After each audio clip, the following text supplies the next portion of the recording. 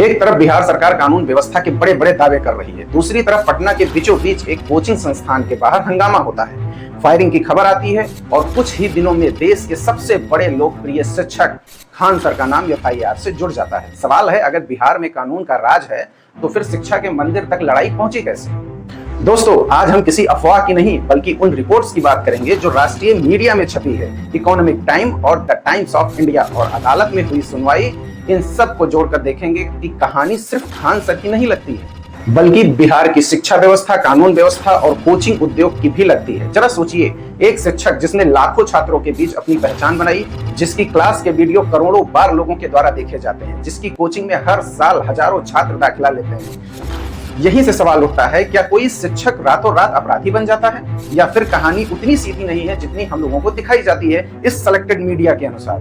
Khan sir सिर्फ एक शिक्षक नहीं है, वह बिहार के उन चेहरों में शामिल हैं जिन्हें लाखों युवा उम्मीद की नजर से देखते हैं। लेकिन जून 2026 को अचानक उनका नाम पढ़ाई से ज्यादा एफआईआर और कोर्ट की खबरों में ज्यादा आने लगा और यहीं से शुरू होती है यह पूरी कहानी। 2 जून की रात पटना के कदम कुआं इलाके में स्थित खान ग्लोबल स्टडीज के बाहर हंगामे की खबर आती है। तोड़फोड़, अफरा तफरी और फिर फायरिंग की चर्चा होती है। यह कोई फिल्मी कहानी नहीं थी, यह वास्तविक घटना थी जिसने पूरे बिहार को हिला दिया। रिपोर्ट्स के अनुसार संस्थान के बाहर तनावपूर्ण माहौल बना, कुछ लोगों द्वारा हंगामे और तोड़फोड़ के आरोप भी लगाए गए। इसके बाद स्थिति इतनी बिगड़ गई कि फायरिंग की खबर भी सामने आने लगी। घटना के बाद पुलिस हरकत में आई और मौके पर पहुंचकर जांच शुरू कर दिया।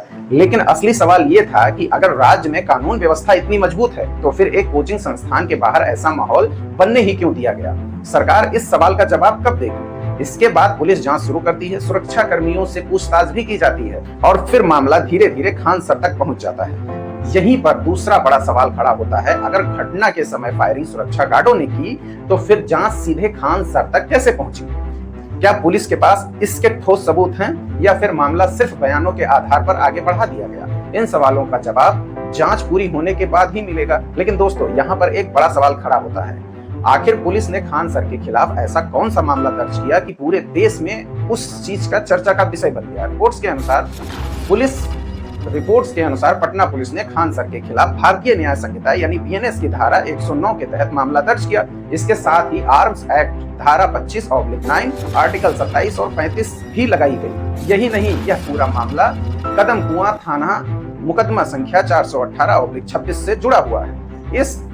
इस एफआईआर में कुल 3 लोग को नामजद किया गया है और इनमें खान सर का भी नाम शामिल है। अब यह समझने वाली बात है कि एफआईआर दर्ज होना और दोषी साबित होना दोनों अलग अलग बात है। पुलिस का कहना है कि फायरिंग की घटना और जांच के दौरान सामने आए बयानों के आधार पर यह कार्रवाई की गई है। वहीं दूसरी तरफ खान सर और उनके समर्थकों का दावा है कि उन्हें जानबूझकर इस मामले में घसीटा जा रहा है। यही वजह है कि यह मामला अब केवल फायरिंग तक सीमित नहीं रहा है बल्कि पूरे बिहार की राजनीति और शिक्षा व्यवस्था तक भी पहुंच गया है। अब जरा बिहार की शिक्षा व्यवस्था को देखते हैं। देखिए, हर साल लाखों छात्र प्रतियोगी परीक्षाओं की तैयारी के लिए कोचिंग संस्थान का सहारा लेते हैं। सरकारी व्यवस्था इतनी मजबूत होती तो क्या कोई छात्र कोचिंग उद्योग पर इतना निर्भर होता? शिक्षा का निजीकरण बढ़ता गया, कोचिंग संस्थान बड़े होते गए और आज की स्थिति ये है, कोचिंग संस्थान खुद एक समानांतर व्यवस्था बन चुके हैं। क्या सरकार इस विफलता से बच सकती है? क्या युवाओं को नौकरी और गुणवत्तापूर्वक शिक्षा देने में सिस्टम नाकाम रहा है? यह सवाल इस विवाद के साथ उठने लगे। कोर्ट तक पहुंचा और खान सर को अंतरिम राहत देती है। यहाँ एक बात समझना बहुत जरूरी है, कोर्ट की राहत का मतलब निर्दोष साबित होना नहीं होता है, लेकिन इसका मतलब यह जरूर होता है कि अदालत ने तत्काल गिरफ्तारी को जरूरी नहीं माना है। अगर मामला इतना स्पष्ट था तो फिर अदालत ने राहत क्यों दी? और अगर मामला कमजोर है तो फिर एफआईआर इतनी गंभीर धाराओं के साथ क्यों दर्ज की गई? यही सवाल इस पूरे विवाद को और ज्यादा दिलचस्प बना देता है। दोस्तों, इस पूरे विवाद में सबसे ज्यादा नुकसान विकास का किसका हुआ है? ना सरकार का, ना पुलिस का और ना ही कोचिंग के मालिकों का। सबसे ज्यादा जो नुकसान हुआ है वो हुआ है छात्रों का। वही छात्र जो नौकरी के लिए संघर्ष कर रहे हैं, वही छात्र जो पेपर लीक से परेशान है, वही छात्र जो भर्ती परीक्षाओं के इंतजार में सालों साल बिता दे रहे हैं। जिस शिक्षक को वे पढ़ाई के लिए देखते थे, आज वह अदालत और एफआईआर की खबरों में दिखाई दे रहा है। सबसे बड़ा सवाल बिहार सरकार से, अगर 2 कोचिंग संस्थान के बीच इतना तनाव था तो प्रशासन पहले से सतर्क क्यों नहीं था? अगर सुरक्षा व्यवस्था मजबूत थी तो फिर हंगामा कैसे हुआ? अगर पुलिस के पास सबूत थे तो जांच इतनी विवादित क्यों हुई? और अगर सबूत नहीं थे तो फिर इतनी बड़ी कार्रवाई क्यों हुई? क्या ये सिर्फ कानून का मामला है या फिर इसके पीछे कुछ और भी है?